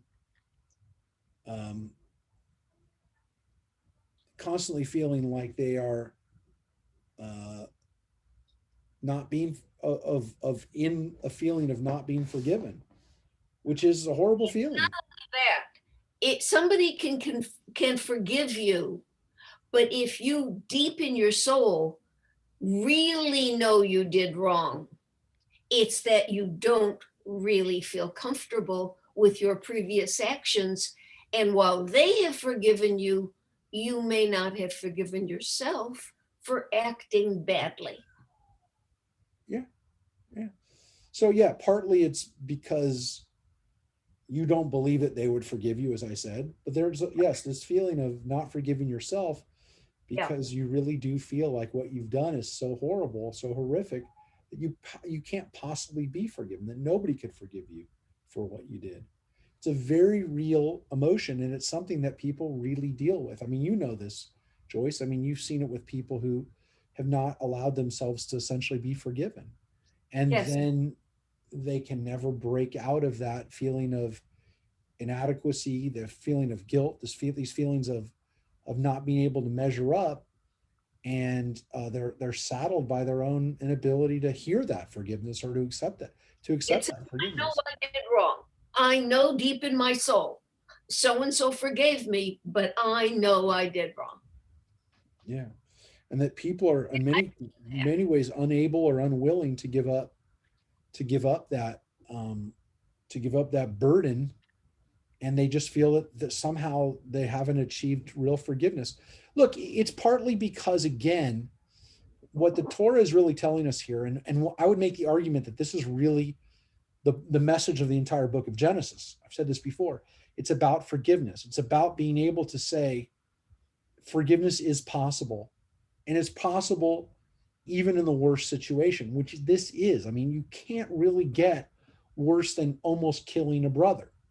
And so, as we said, the very first family in Genesis chapter 3, we have Cain killing Abel.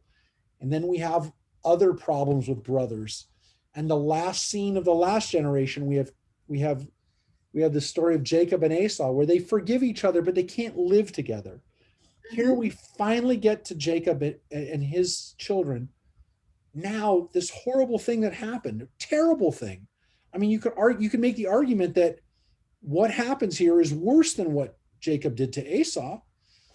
And that is, they almost killed their brother, and yet he forgives them.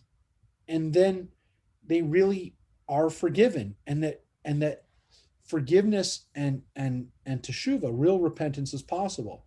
The problem is it's a lot deeper than simply saying, I'm sorry. Mm-hmm.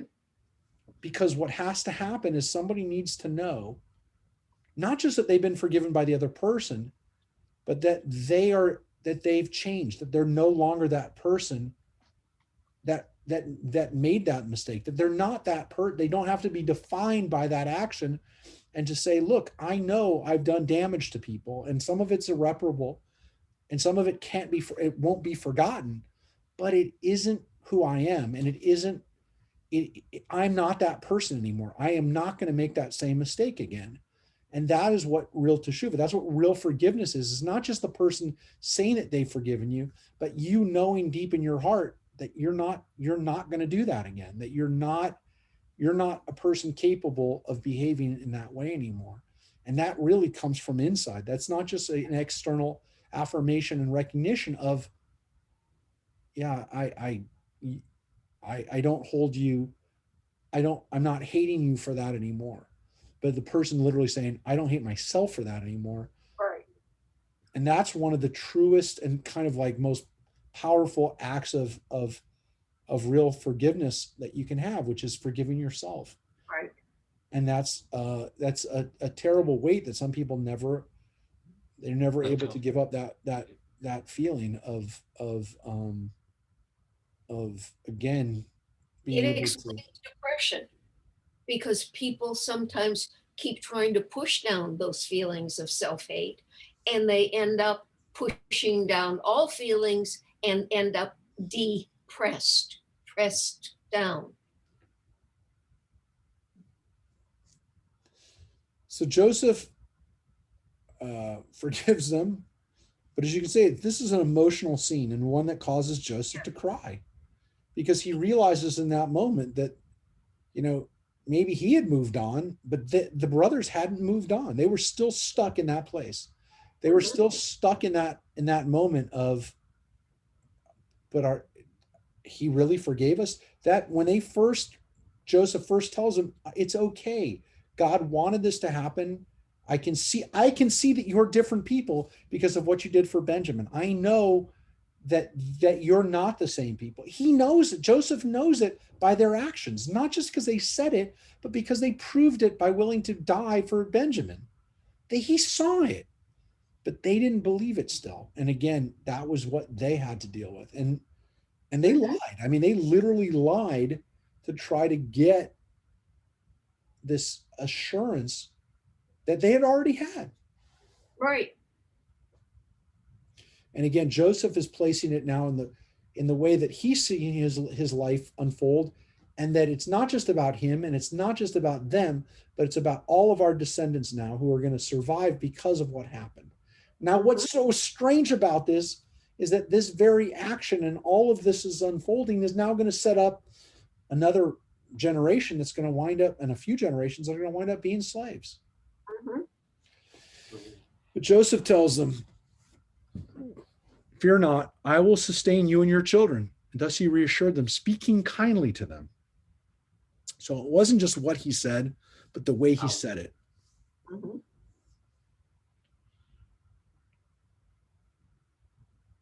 So Joseph and his father's household remained in Egypt. Joseph lived 110 years, which is not a long time compared to his father, who lived to be, again, 147. Mm-hmm. His brothers, some of them outlived him. His grandfather outlived him by 70 years. Isaac lived 180. So his lifespan is not as long. And again, sometimes the rabbis point to the fact that he lived part of that life as an Egyptian, which lowered his lifespan in the sense that he cut away from his good Israelite living, like his brothers, But again, look, the guy spent 20 years as a slave and a prisoner, That can do a lot to cut down your lifespan too, my friends. It's not a good place to be in a dungeon for a long time. Could definitely have contributed to an early death. Joseph lived to see children of the third generation of Ephraim. And the children of Machir, the son of Manasseh, were likewise born on Joseph's knees. So he gets to see many generations. Right. At length, Joseph said to his brothers, I am about to die. God will surely take notice of you and bring you up from this land that he promised on oath, to the land that he promised to Abraham, Isaac, and to Jacob. So Joseph made the sons of Israel swear, saying, when God has taken notice of you, you shall carry up my bones from here. I too want to be buried in the land of Israel. Mm-hmm. Now he doesn't get buried in the cave of Machpelah. He'll be buried in Shechem, in Nablus, in a special tomb that, again, according to tradition, is in the West Bank. It's in an area that is, unfortunately, his tomb has been burned and vandalized by terrorists a few times since Israel has given that area under control to the Palestinians. Tomb of Joseph is in Shechem. And the Jews are allowed to go there once a month to say prayers there. They can come up by bus and say prayers there. And the last line.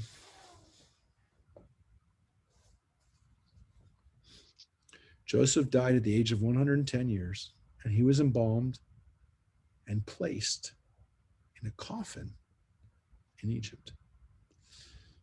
And that's the last line. Joseph is not bewailed according to the Torah as long as his own father was, which leads some people to assume, traditionally, that maybe there was a change of power in that time from when when Jacob died to when Joseph died. And that things are beginning to change for the Israelites before even Joseph's life is come to an end. Oh. That Joseph actually lives to see the tide changing, turning. Rabbi, do we know how long Joseph lived after Jacob died? No, so it doesn't exactly say, but if we do the math and kind of like line it up for how old, how long after it would be. Well, the problem is this. We've got these periods of time. We talked about it actually in the Midrash class, that maybe there's 190 years that elapse from this time to about 200 years, from the time that Joseph dies to the time that Moses leads the people out. Which, by the way, seems to be more like a more logical length. I thought it was 400 years. It is. But the issue is that they compute the 400 years from the time after Jacob comes down, and like if you add up that time, the 400 years includes part of the time that before they're actually slaves. Gotcha. Before things get bad, if you will. They're in the land for 400 years, but it gets really bad the last 200 years. Okay. It also kind of explains how there seems to be only 4 generations of slavery. So 4 generations, it seems as though then we get to that 200 years a little bit easier. So the point is that so if Joseph dies here, and let's say there's maybe like 10 or 15 years, probably at most. Also, if you look at about 150 years that Jacob has, and let's say Jacob is maybe in his 40s, and again, Joseph is born to Jacob when he's older, right? We already know that. But let's say he's in his 40s or 50s, when say 50 even, when Joseph is born. If you do the math, so then Joseph would have been about 100 when his father dies, which means he only lives about 10 more years after his dad. So it's not a long time. It's not decades after his father dies that he dies. And again, when you look at it in the Torah, it's only 7 verses, right? It says Jacob died, or the funeral happens in verse. The end of the funeral is verse 14, and actually, this incident says it happens right after the father died. Technically speaking, that scene is literally the next verse. I mean, it goes, "I'll take care of your family." That's verse 21, and then Joseph, we read about Joseph's last 5 verses are Joseph dying. So Jacob is gone, and then literally, you can make the argument, come home from the funeral, and there's 1, 2, 3, 4, 5 verses. Joseph that's the end. That's the end of the. So it's really there. The Torah really doesn't go much beyond, and doesn't really tell us anything about Joseph's life after his dad dies, other than the fact the famine is over. What? We know the famine is over, and they just need to begin recovering from that. And it's in this recovery period that Joseph ages and dies. Yes. And it also seems as though, to some extent, that Joseph has done the work. But again, why doesn't it tell us anything about this bewailing? And why doesn't it tell us about the Egyptians crying and screaming when Joseph dies? Like, what happened? And so some people point out that the tide was turning then. It's also, the rabbis also point out in this weird way that as long as Jacob was around, nobody would mess with the Jews. Like, somehow Jacob's so great and powerful that nobody would mess with us as long as Jacob was here. Once Jacob's gone, people are starting to think, well, maybe we can get to these guys. So even the Egyptians recognize like Jacob's greatness. I mean, they recognize Joseph's greatness too, but Jacob's is like otherworldly, right? And so they don't mess with it. They don't mess with him. Once Jacob dies, then the Egyptians start to say, are these Jews really as powerful as we think they are? Joseph. Now, again, they know Joseph before they even know Jacob. I mean, in all fairness, the Egyptians get to meet Joseph first, and then they meet Jacob. But isn't there a midrash, Rabbi, where there was a change in regime of the Pharaoh, and that's what really happened with why we got into slavery? Yep. Well, that's for sure, right? Because that's the next line, right? The next line, which is the beginning of Exodus, says there was a new Pharaoh who didn't know Joseph. But the question was it one Pharaoh? Was it the next Pharaoh, or was it like 2 pharaohs later? Right, it doesn't say. That people forgot, because it could be that like there's a new generation, like a Pharaoh dies. The Pharaoh that's friends with Joseph, he died before while Joseph was still alive, right? So Joseph is alive with the son now, and then and let's say the son knows Joseph because Joseph's in the Pharaoh's house all the time, right? He's almost like his dad. I mean, he's there with his dad all the time. He probably thought of Joseph as like his dad. Now, maybe he didn't like Joseph because Joseph's not his right-hand man. He's got his own right-hand man. Could be that was why Joseph doesn't get the attention that Jacob did. But the next Pharaoh could be, again, a whole nother dynasty, or again, maybe it's the grandson of that Pharaoh who's now the one who doesn't know Joseph anymore. He has nothing to do with Joseph. Joseph's now been out of the picture, and we have a new regime. But it could have been a whole new dynasty. It could have been a new dynasty that just doesn't want anything to do with Joseph or his people. And again, some people have speculated that it actually refers to not just a new dynasty, but the shift that went on in Egypt between the Hyksos, these foreign rulers of Egypt who were of probably Semitic background, who it would have made sense for Joseph to be part of that dynasty because they weren't Egyptian to begin with. But these Hyksos rulers were eventually kicked out, and native Egyptians took over again.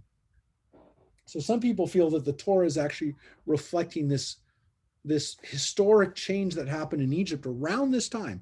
Maybe it happened, maybe it didn't during this time, but it definitely happened in Egypt where there was changes in dynasties here where like it wasn't just a different family, but it's like a whole different ethnicity that was in power in Egypt. So this could also have been, again, some people say that the history lines up so well, so close that maybe that's what's going on here.